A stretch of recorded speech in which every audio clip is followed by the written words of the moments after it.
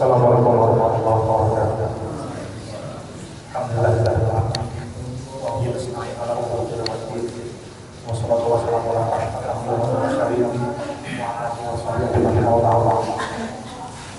boleh jamaah sekalian CTV rahmatullah.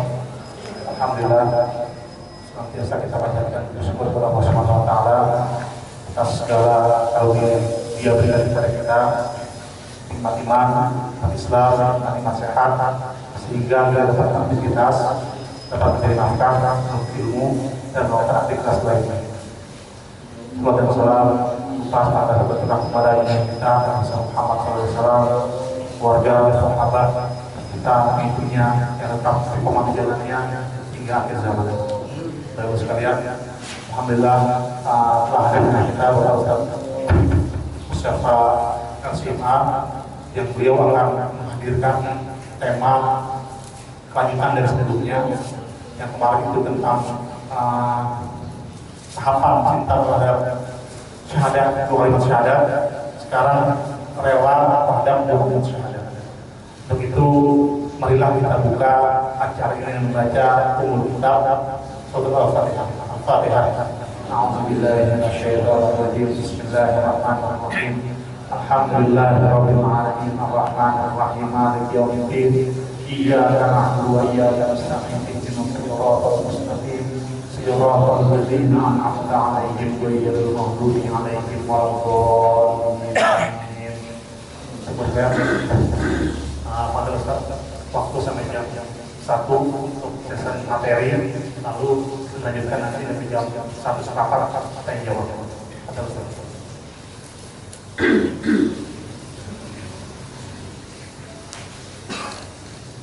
Assalamualaikum warahmatullahi wabarakatuh.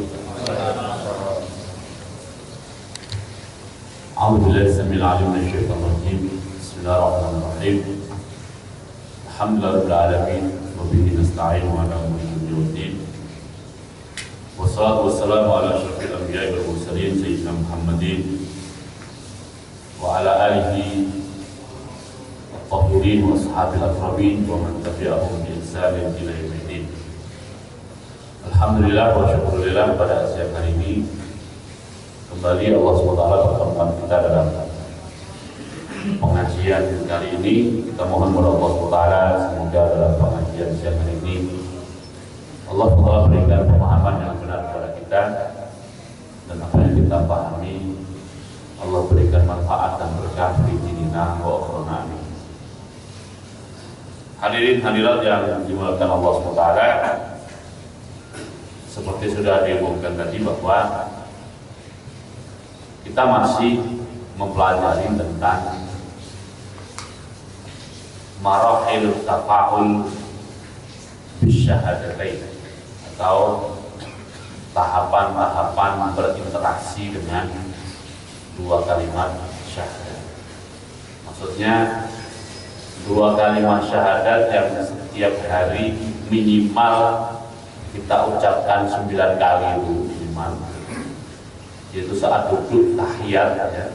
Saat duduk tahiyat, dua kalimat syahadat itu menuntut dari kita suatu interaksi.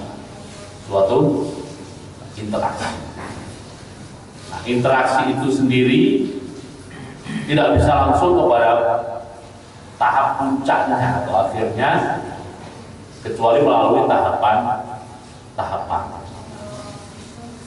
Ada beberapa tahap yang sudah kita pelajari adalah al-mahabbah. Maksudnya seluruh konsekuensi dari dua kalimat syahadat kita, saat kita menjalani konsekuensi itu, kita menjalaninya dengan penuh mahabbah, dengan penuh cinta. Itu tahapan pertama sudah kita bahas pada pengajian yang lalu, dan tahapan berikutnya adalah ridho. Maksud secara globalnya adalah bahwa saat kita mengetahui dua kalimat syahadat yang kita ucapkan itu menuntut dari kita suatu konsekuensi,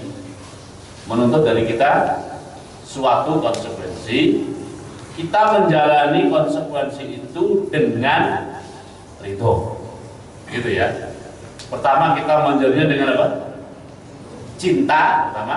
Yang sekarang adalah kita menjalannya dengan ridho. Itu maksud dari ridho sebagai tahapan berinteraksi dengan dua kalimat syahadat. Rasulullah SAW bersabda sebagaimana diriwayatkan oleh Imam Muslim, yang maksudnya begini: siapa yang saat mendengar kalimat azan, begitu azan dikumandangkan, mungkin kalau sekarang tidak mesti kalimat azannya itu sendiri, tetapi siapa yang mengetahui bahwa dirinya telah memasuki waktu sholat, itu maknanya kira-kira begitu diantaranya. Kalau tidak selalu dengar azan, tetapi kita sekarang tahu bahwa sekarang jam berapa?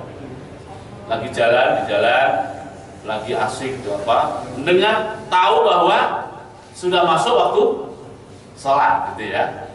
Nah, begitu dengar waktu sholat itu dia mengucapkan kalimat zikir khusus, yang diantara kalimat zikirnya adalah raditu billahi rabban wa bil islami dinan wa bi muhammadin nabiyya, maka ghufirat dzunubuh. Niscaya kalau mau mengucapkan kalimat ini, dosa-dosanya akan diampuni. Yang ingin saya tekankan dari cerita ini, dari hadis Nabi ini adalah bahwa begitu tahu masuk waktu atau mendengar azan, dia mengekspresikan ridho. Nah, sekarang kita coba introspeksi pada diri sendiri. Kalau masuk waktu, gimana kira-kira sikap kita? Ada sialan udah zuhur, betul nggak? Kira-kira kalau kalimat sialan sudah zuhur itu ridho nggak? Hah? Enggak. Nah, enggak, gitu ya. Nah, biasanya jadi sialan itu waktu apa biasanya? Jadi sialan biasanya waktu apa biasanya? Hah? Subuh ya? Subuh. Sialan katanya. Baru mulai tidur kan udah subuh. Berarti tidak apa? Tidak rindu. Nah, dua kalimat syahadat yang setiap hari, saya ulang-ulang nih ya, yang setiap hari minimal kita ucapkan berapa kali tadi? 9 kali itu menuntut dari kita sikap yang namanya ridho. Nah, ridho perlu dijelaskan nggak apa itu ridhonya? Perlu dijelaskan? Ridho ini orang Melayu, orang Jawa, saya nggak tahu kalau orang Sunda ya, dan suku-suku lain, dulu bingung menerjemahkan ridho ini apa, bingung. Ya akhirnya oleh orang Melayu diterjemahkan ridho juga. Ridho diterjemahkan ridho, aslinya Arab.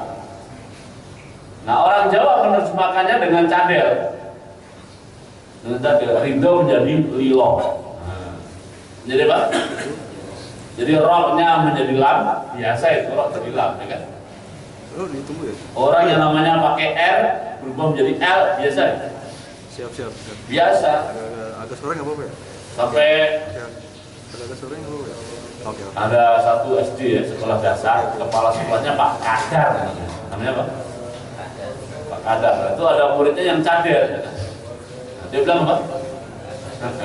Kata Pak Kadal, hah? Siapa Pak Kadal? Ya.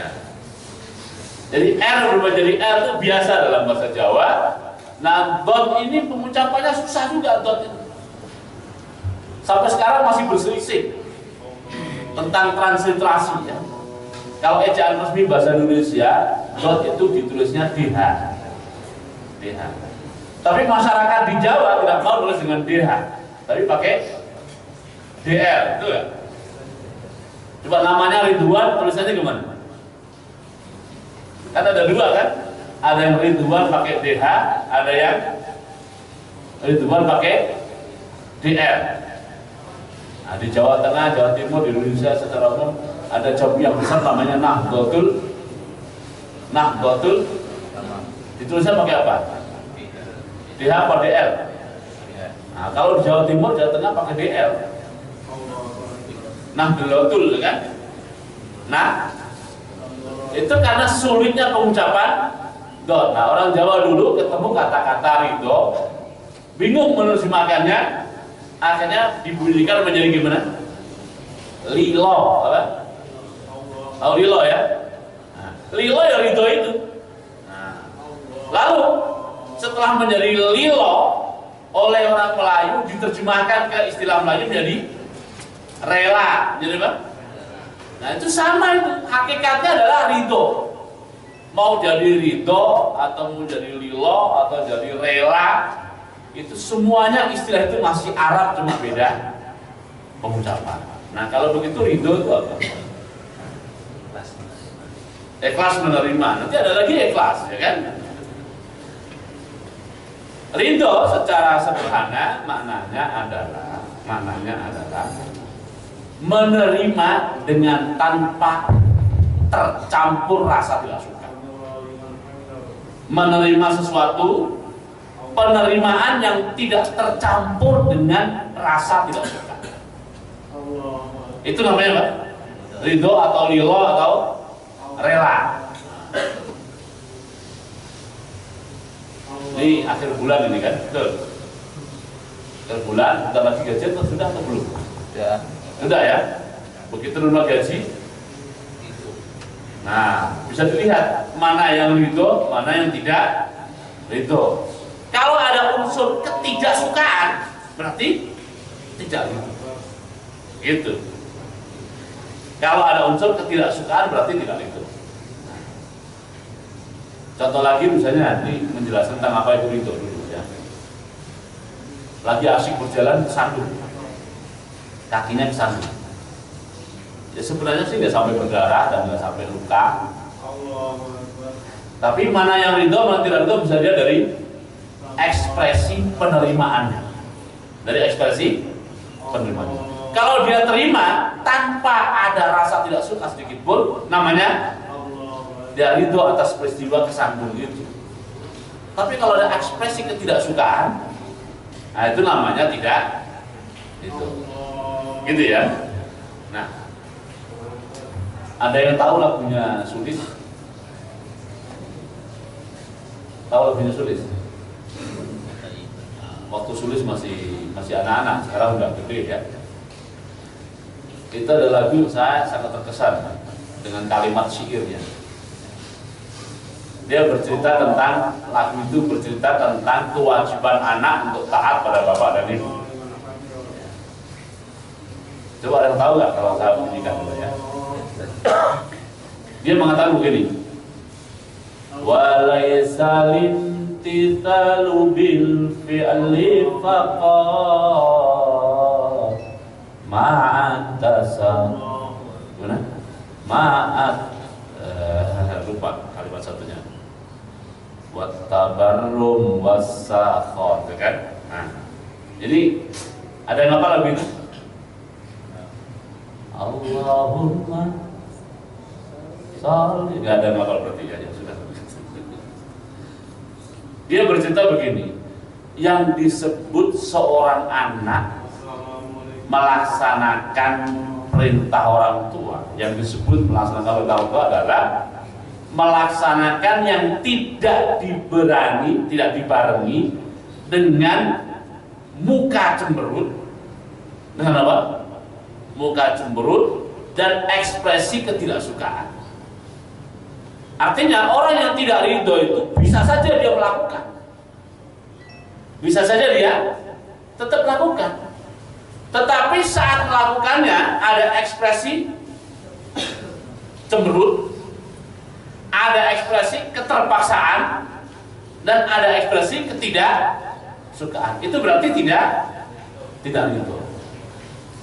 Nah, kembali kepada ridho sebagai konsekuensi dua kalimat syahadat. Dua kalimat syahadat ada lagi, mohon maaf kalau saya ulang-ulang ya, karena supaya ingat betul. Dua kalimat syahadat yang selalu kita ucapkan setiap hari ini menuntut dari kita konsekuensi. Banyak konsekuensinya secara detail dan pernah kita bahas garis besarnya pada 2 pengajian sebelumnya, ya kan?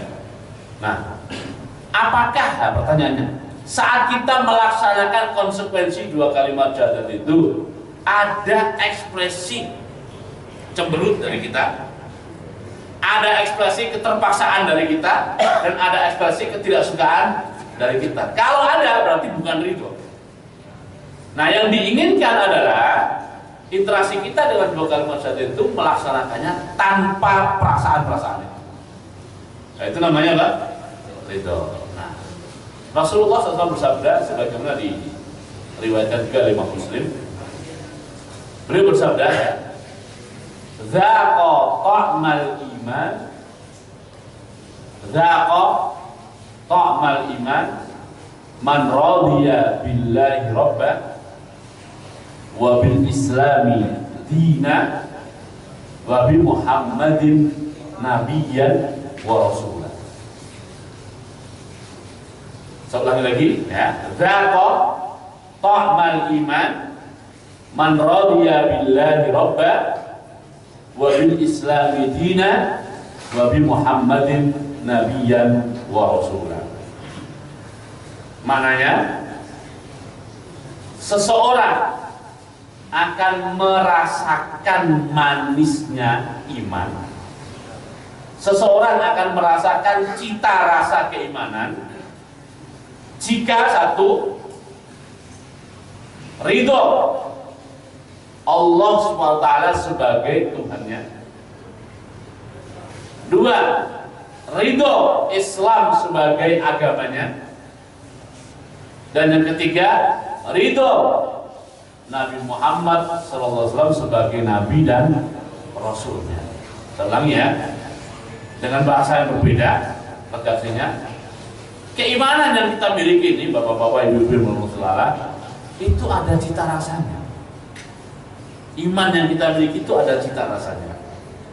Tetapi kita tidak akan bisa mencapai cita rasa iman itu, kecuali singkatnya kita punya ridho. 1, ridho Allah sebagai Tuhan yang mengatur kita.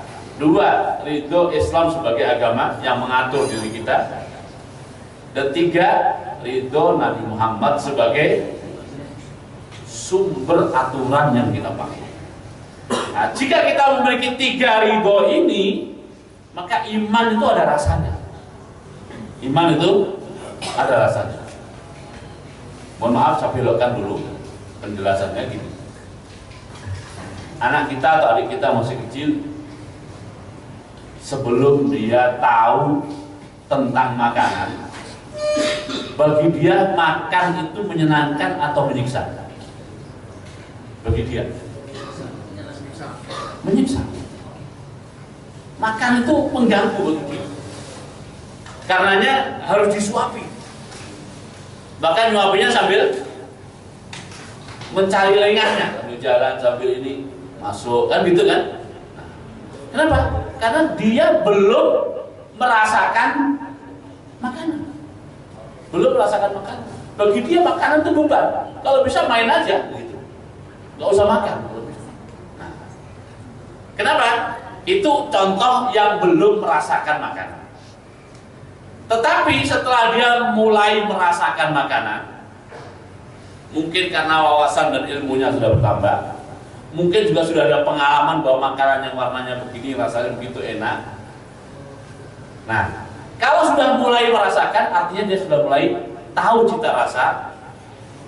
Kalau bapak ibunya atau siapa saja di sekeliling dia terlambat ngasih makanan, apa sikap dia? Mungkin minimal menangis, sampai ke tingkat paling tinggi mungkin mengamuk dalam rangka mendapatkan makanan itu. Nah, kenapa dia bisa berbuat seperti itu? Karena sudah merasakan. Nah, sekarang kita konversi cerita itu ke diri kita. Ada nggak di antara kita itu yang kalau musola ini tidak ada sampai ke tingkat mengamuk supaya ada? Ada nggak? Saya tidak nyuruh ngamuk, nggak ya? Ini gambaran saja. Ada nggak sampai ke situ? Atau malah alhamdulillah. Hah? Ada ibu-ibu yang alhamdulillah kalau nggak ada adzan di sini, atau kalau tidak ada musolanya alhamdulillah.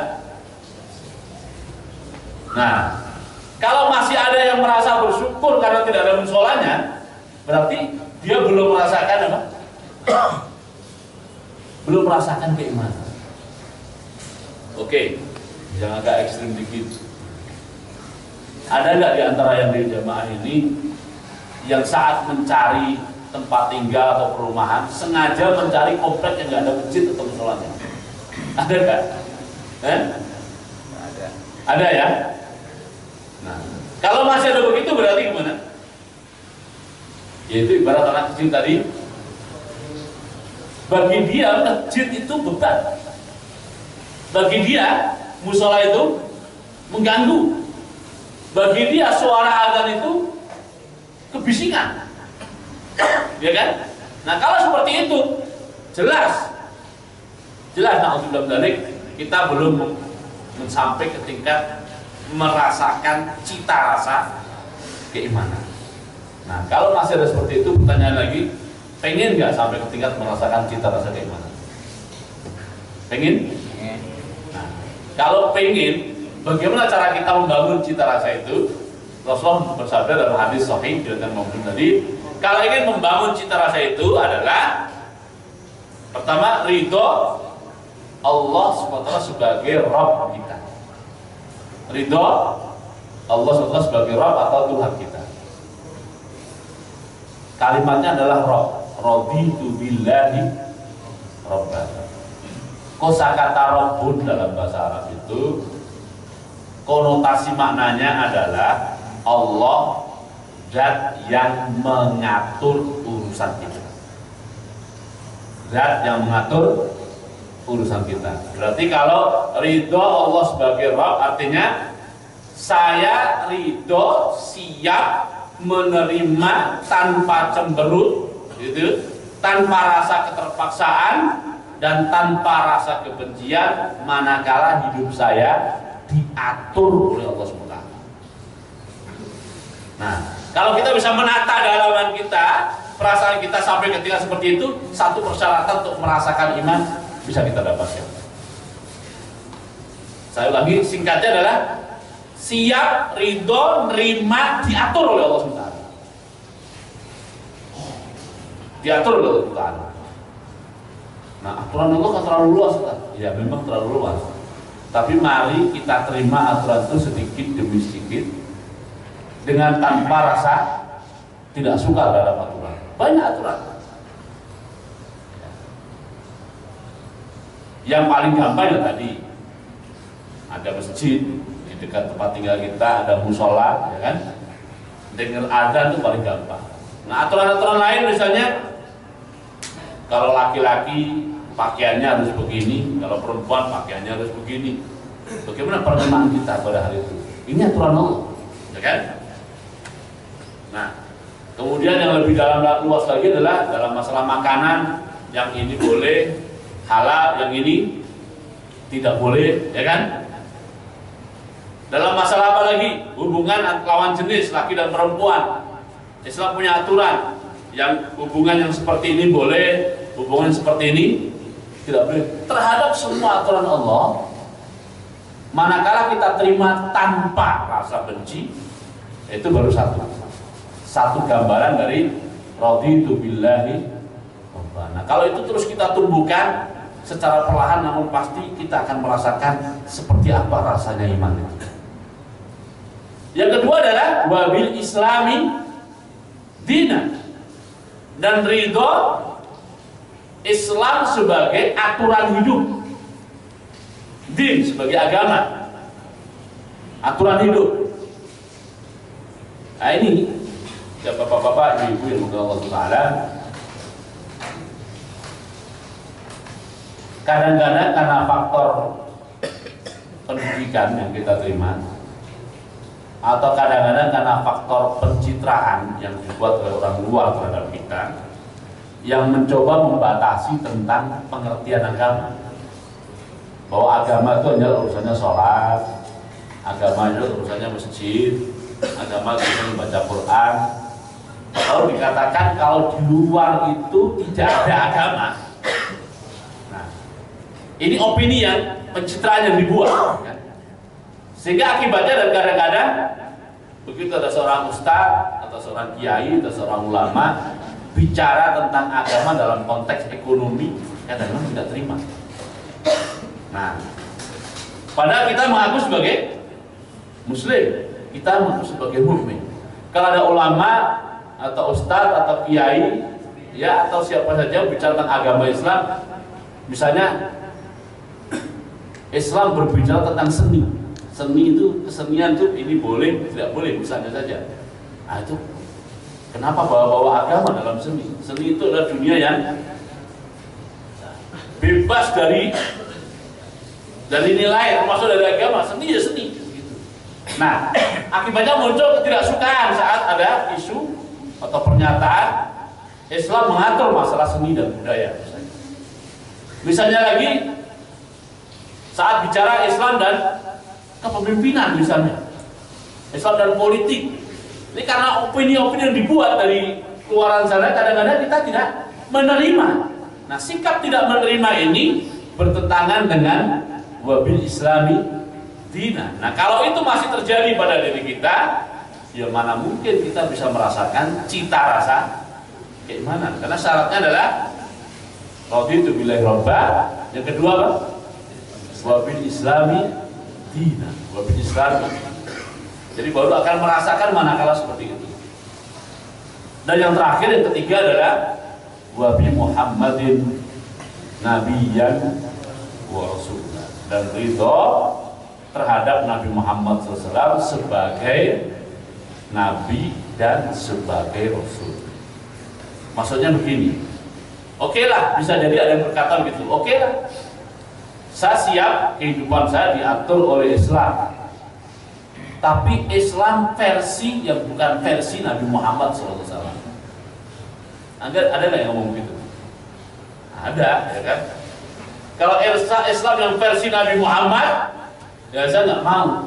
Ini juga ada upaya-upaya dari luaran sana, kalangan-kalangan yang disebut dengan istilah Islamolog, ya, para yang disebut ahli keislaman, yang kadang-kadang dia bukan muslim, kadang-kadang dia bukan muslim. Dia mencoba membuat satu pola pikir dan pemahaman bahwa Islam oke untuk hidup di abad sekarang boleh, tetapi jangan Islam yang dulu diajarkan oleh Muhammad SAW. Kenapa? Karena Islam diajarkan Muhammad itu sudah terlampaui 14 abad lamanya, yang tidak lagi cocok untuk zaman sekarang. Ini perlu tafsir baru dalam Islam. Perlu apa? Tafsir baru dalam Islam. Nah, kadang-kadang sebagian orang Islam itu menerima informasi ini, betul juga ya. Maksud iya, ajaran yang disampaikan 14 abad yang lalu lebih, bahkan dipaksakan harus dipakai untuk abad sekarang. Nah, kadang-kadang dari situ muncullah sikap yang intinya adalah tidak menerima Nabi Muhammad SAW sebagai sumber ajaran agama, sebagai sumber. Nah, kalau masih seperti ini, ya tidak akan mungkin dia merasakan manisnya, tidak akan merasakan cita rasa keimanan, apalagi manisnya keimanan.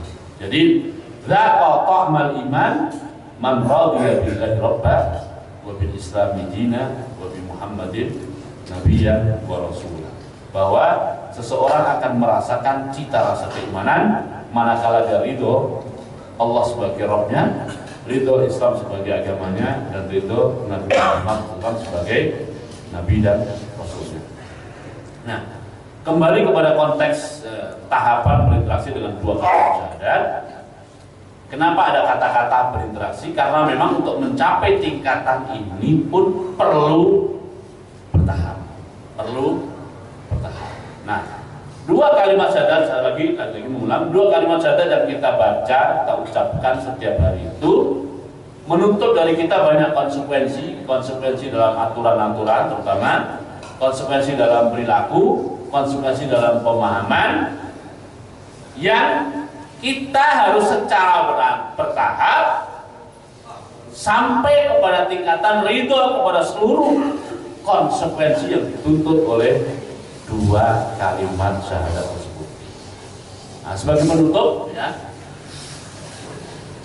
saya akan ceritakan sebuah kisah yang mungkin sangat tidak logis tapi pernah terjadi. Pernah terjadi. Di zaman Rasulullah SAW dulu, Allah SWT mencela bangsa Yahudi. Mencela bangsa Yahudi.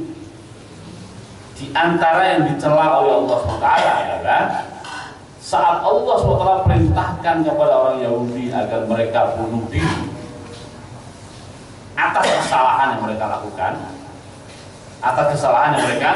lakukan, dan sebagai bentuk taubatnya mereka diminta bunuh diri. Ini ajaran zaman dulu, ya. Tidak ada satupun orang Yahudi yang melaksanakan perintah tersebut. Nah, cerita ini disampaikan oleh Allah melalui Quran, pertama kali didengar oleh para sahabat Nabi radhiyallahu anhu. Begitu mendengar cerita itu, beberapa sahabat Nabi langsung menemui Rasulullah SAW. Rasulullah, seandainya Allah perintahkan kepada kami agar kami bunuh diri, dan kalau memang bunuh diri itu adalah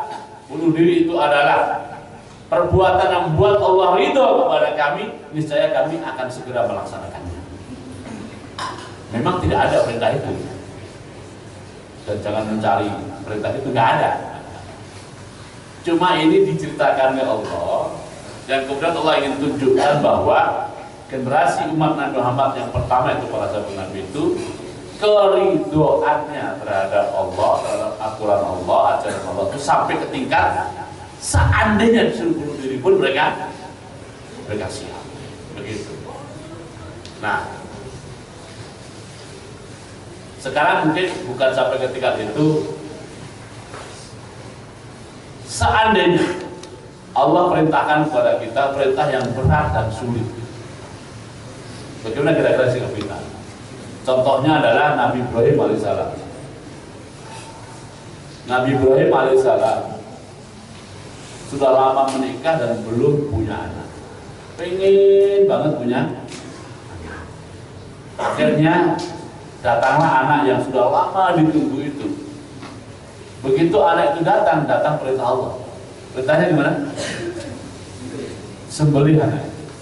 Ya. Saya sekarang tidak mengatakan sembelih, yang tidak mengatakan bunuh.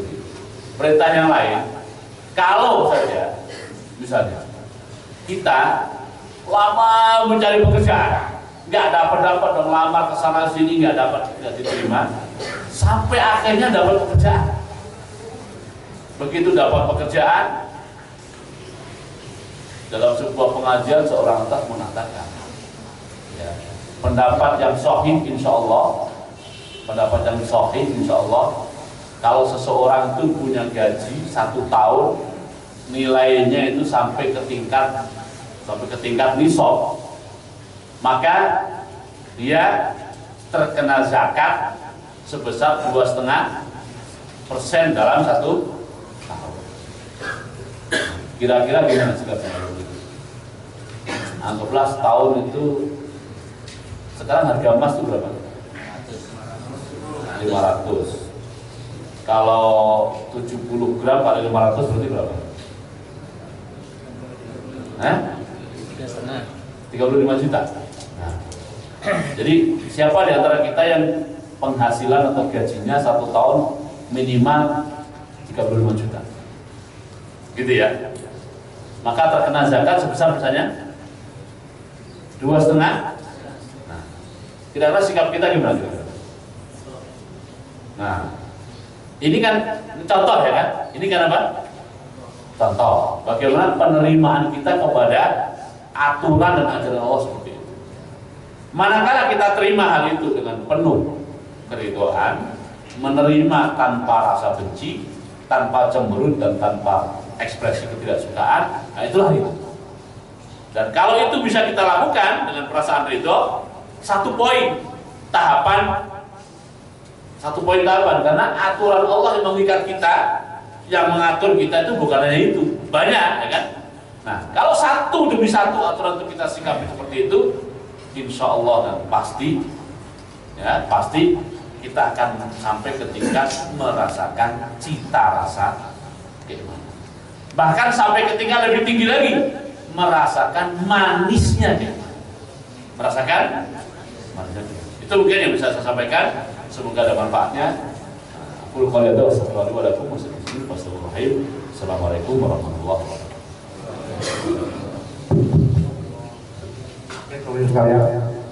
Jika tadi kita telah menyampaikan tentang bagaimana supaya kita ridho terhadap Allah dan Rasulnya. Yang pertama tadi kita ridho kepada Allah sebagai Rasulullah. Yang kedua kita ridho Islam sebagai aturan hidup kita. Kita yang ketiga kita ridho Nabi Muhammad sebagai Nabi atau Rasul kita. Baik sekalian ya. Sebelum kita jawab, saya ingin tekankan lagi bahwa pengajian kita ini dapat kita saksikan kembali di YouTube di channel MT SCTV, atau bagi konsumen yang butuh audionya MP3, format MP3 dapat di-download di mt.sctv.co.id. Semua pengajian kita yang dulu ada di situ. Baik. Mungkin dari buku lain ada yang ingin bertanya, saya silakan.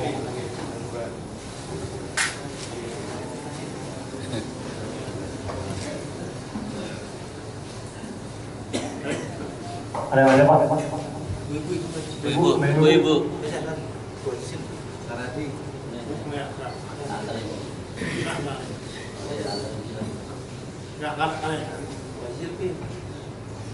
Harus nanya. Beda atau sama antara ridho dengan ikhlas?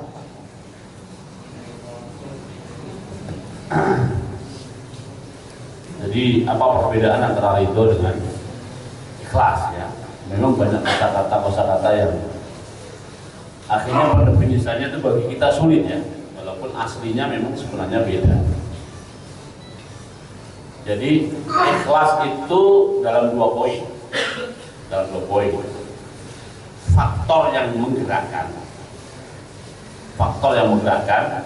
Manakala tidak tercampur dengan satu yang lain, murni digerakkan oleh keimanan kita, itu namanya ikhlas. Jadi ikhlas itu kata kuncinya tidak tercampur dengan yang lain. Gitu ya. Dari sisi apa? Yang menggerakkan.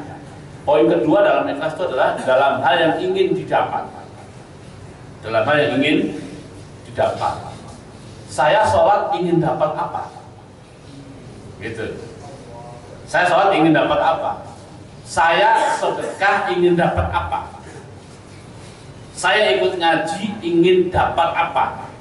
Nah, manakala murni ingin dapat yang dari Allah, tidak tercampur dengan yang lain, itu namanya ikhlas. Gitu ya. Itu ikhlas.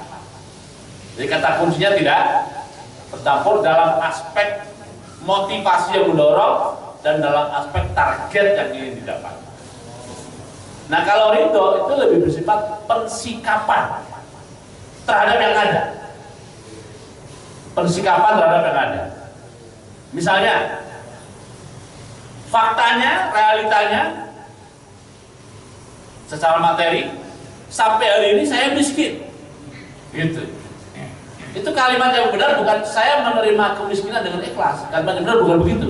Tapi saya menerima kemiskinan ini dengan ridho, gitu. Jadi itu aslinya kalimatnya begitu, bukan dengan ikhlas, gitu ya. Nah, persikapan dalam ada. Islam punya aturan, ini boleh, ini tidak boleh. Bagaimana kita mensikapi? Sikapi dengan ridho, bukan sikapi dengan ikhlas. Ini karena kesalahan penggunaan aja, sehingga kita menjadi tercampur. Nah, terus masuk waktu sholat, itu kan wakil, realita ya kan? Tiba waktu sholat itu realita. Kita sikapi bagaimana? Bukan sikapi dengan ikhlas, tapi sikapi dengan ridho. Nah, lalu karena sudah ada azan, kita ingin melakukan wudhu, ingin pergi ke masjid. Apa yang mendorong saya pergi ke masjid? Nah, harus ikhlas maksudnya tidak ada faktor yang mendorong kita kecuali Allah SWT, gitu ya. Ingin dapat apa saat masjid musola? Tidak ada yang ingin kita dapatkan kecuali yang dari. Nah, itu namanya apa? Ikhlas. Jadi awal mula kenapa kita perlu membedakan, karena tadi kita sering menempatkan kosakata itu secara tidak. Nah, jadi diterima bukan dengan ikhlas, tapi diterima dengan ridho. Itu dilakukan dengan ikhlas, gitu ya kan? Nah, itu bedanya di situ. Ya, ada lagi?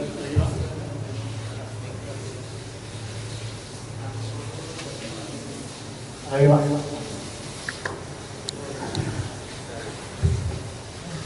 Ustaz, untuk ridho tadi kan apapun yang disampaikan dari Allah, Rasul itu diterima tanpa paksaan. Tapi kalau kita lihat perintah dari Quran itu kan ada yang wajib, ada yang sunnah. Yang wajib itu sudah jalankan, tapi yang sunnahnya banyak banget. Ada yang sudah kita jalankan, ada yang kita sedang menjalankan, ada yang belum sama sekali. Bisakah itu ya, kalau nggak ridho juga karena belum dijalankan semua yang sunnah-sunnah? Ya. Jadi substansi pertanyaannya adalah apakah ridho itu, apakah sikap ridho itu berarti kita harus melakukan, gitu ya? Kira-kira begitu. Nah, ini tidak selalu begitu. Sama dengan begini, kalau Allah mentakdirkan sesuatu kepada saya, misalnya sakit, apakah yang disebut ridho kita tidak boleh mengadu? Itu beda. Boleh mengadu. Mengadu itu kan tidak selalu sama dengan tidak terima. Nah, karena tidak tahan terhadap rasa sakit, ya mengadu. Berteriak itu juga tidak selalu sama dengan tidak selalu, ya. Tidak selalu sama dengan tidak ridho. Ya. Sebagaimana tadi, ini Allah punya ajaran. Saya disuruh begini, tapi suruhannya itu bersifat menganjurkan saja. Sebagai informasi dan ajaran Allah, saya terima. Dan saya tidak ada rasa benci terhadap itu sama sekali, meskipun saya belum melakukan. Itu bisa terjadi. Ya kan? Nah, walaupun tentunya bobot ridhonya sendiri akan berbeda kalau saya terima ini aturan dari Allah dan saya pun melaksanakannya. Nah, itu beda lagi. Tapi tidak selalu yang tidak melaksanakan tidak selalu sama dengan tidak ridho. Jadi ya, sebagaimana tadi, ya, kalau Allah mau uji kita dengan ujian yang tidak menyenangkan kita, apakah kita tidak boleh mengadu, ya kan? Nah, itu tidak selalu mengadu sama dengan tidak ridho, karena mengadu itu bab lain. Tapi yang jelas, kalau orang itu sampai ke tingkat mencaci maki, itu nah jelas itu tidak. Itu misalnya katanya Allah itu maha adil, Allah maha kasih sayang. Kenapa saya yang selalu berbuat baik malah? Nah, itu berarti tidak ridho, gitu ya. Tapi kalau mengadu ya boleh, menangis boleh, gitu. Ya. Rasulullah SAW itu waktu putranya putra yang ketiga lahir, meninggal waktu masih kecil, namanya Ibrahim. Belum menangis dan sampai mengalirkan air mata, ya kan? Nah, kemudian sahabat Nabi juga bertanya gitu, engkau kan istilahnya engkau kan level seorang Rasul gitu, kenapa kehilangan anak kok nangis? Nah, nangis itu tidak sama dengan tidak ridho. Ini ekspresi lain, ya. Jadi beliau bersabda akhirnya, ya, sesungguhnya atas meninggalnya kamu wahai Ibrahim, wa inna li firaqika ya Ibrahim la mahzunun, kita semuanya berduka, dan ekspresi dukanya itu dalam bentuk diantara sampai menangis, tetapi wala naqulu fillahi illa khairan. Meskipun begitu, kosakata yang terucap, tindakan yang muncul yang berkenaan dengan Allah SWT tidak ada kecuali yang baik-baik. Kan begitu, ya kan? Nah, begitu. Nggak boleh menangis, sakit, ya kan? Nah, termasuk minta tolong, boleh juga, ya kan? Sakit tolong ditarik, bukan berarti minta tolong ditarik atau dipijit atau apa itu. Nah, itu tidak sama dengan tidak ridho. Tapi kalau sampai ke tingkat mencaci maki, ya kan? Sampai ke tingkat menyalah-nyalahkan, sampai ke tingkat ya, itu jelas. Ya. Nah ini ekspresi tidak ridho juga sering terjadi dalam konteks musibah, tapi musibah yang tidak dalam arti kecelakaan atau semacamnya. Contohnya adalah ada di antara orang Islam itu yang rajin sholat, rajin puasa, berdoa, mohon pada Allah, tapi doanya sampai sekarang belum terwujud. Ya, kadang-kadang itu muncul ekspresi tidak ridhonya, gimana? Katanya suruh dekat dengan Allah, saya sudah dekat, sudah sholat, ya kan? Katanya suruh ini berdoa, saya sudah berdoa, tapi sampai sekarang belum dipenuhi. Ya, itu berarti tidak apa? Tidak ridho. Begitu ya? Itu juga salah satu bentuk Allah menguji kita untuk melihat kita ridho nggak kalau itu bila Rabban itu. Gitu. Baik, ada lagi?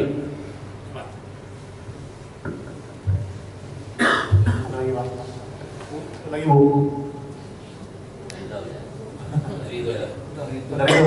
Ridho sekali lagi. Dalam perintah Allah, pastikan ada tidak menyenangkan.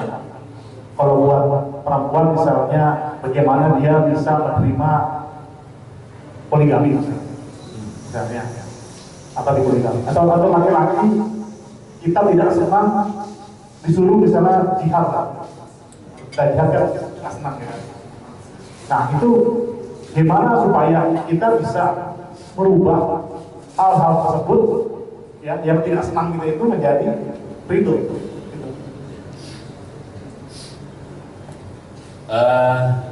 Ini ada perlu dikelirkan tentang tidak suka atau tidak senang ya. Secara naluri manusia itu ya nggak suka kalau mati, ya kan? Secara naluri ya. Buktinya kalau kepleset pegangan pasti kan naluri itu, ekspresi naluri ya. Kepleset bisa jatuh bisa menyebabkan kematian, ya kan? Nah, begitu. Itu naluri. Nah, naluri ketidaksukaan terhadap mati, termasuk perempuan juga. Secara tabiat dan bawaan, dia pasti tidak suka kalau ya hati suaminya itu terbagi dua, gitu kan? Itu ada naluri begitu. Tapi tidak selalu ketidaksukaan ini, ketidaksukaan dalam arti yang ini itu sama dengan tidak ridho ya. Makanya istilahnya itu sebenarnya bukan tidak suka, benci ya, seperti benci. Nah yang disebut ridho itu bagaimana? Allah berfirman dalam konteks ridho dan suka ya.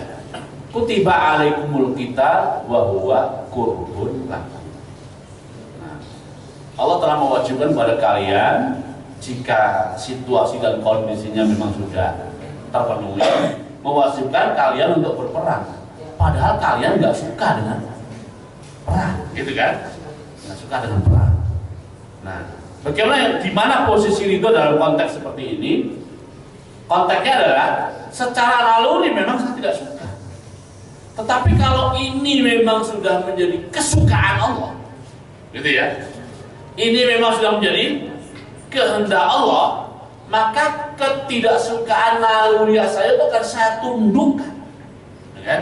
Akan saya tundukkan dan akan saya kalahkan demi meraih kesukaan dan kecintaan Allah. Disitulah letak perjuangan untuk ridho itu.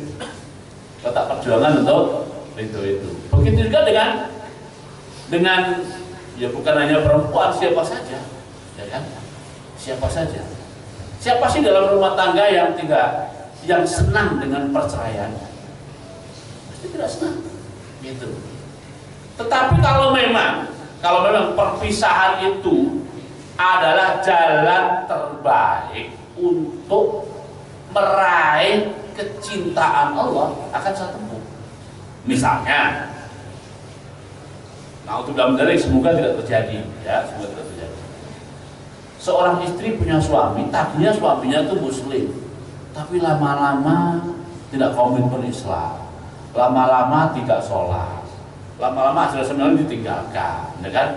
Berbagai usaha, berbagai upaya, berbagai jalan telah ditempuh untuk menyadarkan suaminya supaya tetap kembali kepada Islam, mengamalkan Islam. Tapi semua usaha itu sepertinya sudah puncak dan tidak berhasil. Maka solusinya gimana? Solusinya pisah misalnya, ya kan? Ini secara naluri tidak disukai, tetapi ridho Allah di atas ridho yang lain, gitu kan misalnya, terpaksa pisah. Atau sebaliknya. Nah, jadi memang ridho itu kadang-kadang perlu diperjuangkan, perlu ada perang batin dalam diri kita untuk sampai ke tingkatan itu. Dan jangan dikira generasi sahabat itu mudah juga untuk sampai ke tingkat ridho terhadap kehendak dan ajaran Allah. Ada seorang sahabat Nabi namanya Abdullah bin Rawah. Namanya Abdullah bin Rawah radhiyallahu anhu. Abdullah bin Rawah itu seorang pasukan saja, tentara saja. Jumlah total tentara itu hanya 3.000. Harus berperang menghadapi pasukan Romawi yang jumlahnya ratusan ribu. Itu sama dengan apa kita tahu? 3.000 lawan ratusan ribu. Nah, komandan pertama sudah gugur dalam peperangan. Namanya Zaid bin Harisah. Komandan kedua gugur juga karena 3.000 lawan ratusan ribu. Betapapun hebatnya 3.000, ya ini istilah diganyang aja kan, angkanya itu kecil kan. Namanya Ja'far bin Abi Thalib sudah gugur juga. Nah, amanah dan wasiat Rasulullah, pesan Rasulullah, kalau 2 orang sudah gugur, penggantinya adalah Abdullah bin Rawah. Nah, saat dia menerima tampuk kepemimpinan perang itu, ya manusia. Dengan tentara yang tersisa, komandan 1, 2 sudah nggak ada, tentaranya pun sudah berkurang, angkanya bukan lagi 3.000, tapi dia harus memimpin pasukan itu. Dalam datanya ada perang juga. Nah, maka terjadi dialog perangnya, dia mengatakan begini. Ceritanya itu sampai pada kita.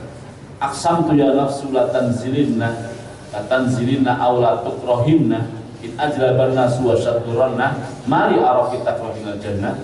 Ya nafsu ilam tuktali tamuti, ya kan, dan seterusnya. Jadi aku bersumpah dengan nama Allah, kata Abdullah bin Rawah, kamu harus mau turun ke medan laga dengan sukarela atau harus aku paksa. Dia ngomong dengan diri sendiri. Jadi sukarela atau harus aku paksa. Jadi saya sampaikan dalam konteks itu adalah kadang-kadang untuk sampai ke tingkat ridho itu ada unsur apa? Pemaksaan terhadap diri sendiri. Gitu.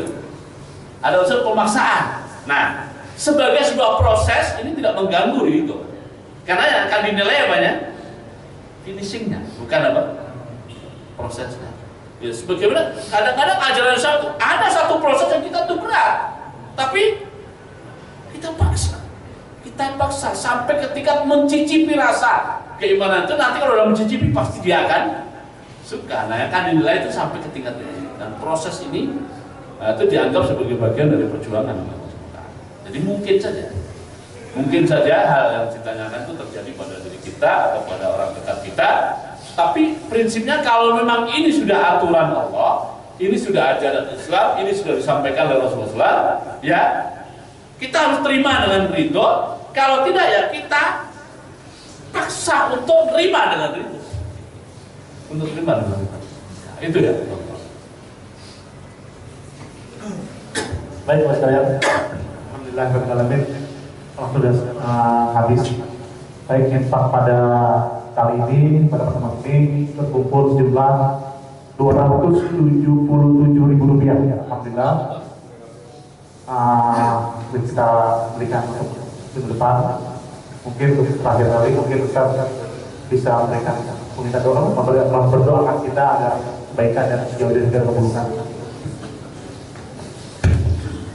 Allahumma shalli ala sayyidina Muhammad wa ala ali Muhammad wa sallallahu alaihi Ibrahim wa ala ali Ibrahim wa barik ala sayyidina Muhammad wa ala Muhammad wa barik ala Ibrahim wa ala Allahumma hamdan syakirin hamdan yu'ti ni'amahu wa yukafi mazidah ya rabbana lakal hamdu kama yanbaghi li wajhika wa sultan Allahumma taqabbal minna innaka antas samiul alim tub alaina innaka antat tawwabur rahim Rabbana ja'alna muqimis salati wa min dhurriyyatina Rabbana taqabbal du'aana Rabbana ighfir lana wa liwalidina wa lil mu'minina yawma yaqumul hisab Rabbana hab lana min azwajina wa dhurriyyatina qurrata a'yun waj'alna lil muttaqina imama Allahumma habbib ilana al-iman Allahumma habbib ilana al-iman Allahumma habbib ilana al-iman wa zayyinhu fi qulubina wa karrih ilana al-kufra wal fusuq wal isyan wa karrih ilana al-kufra wal fusuq wal isyan wa karrih ilana al-kufra wal fusuq wal isyan waj'alna min ar-rasyidin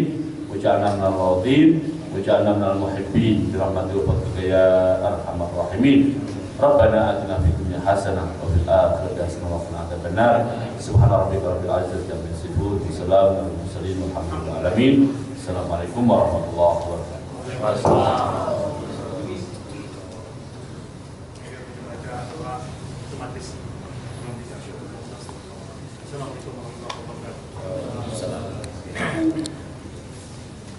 Pak, di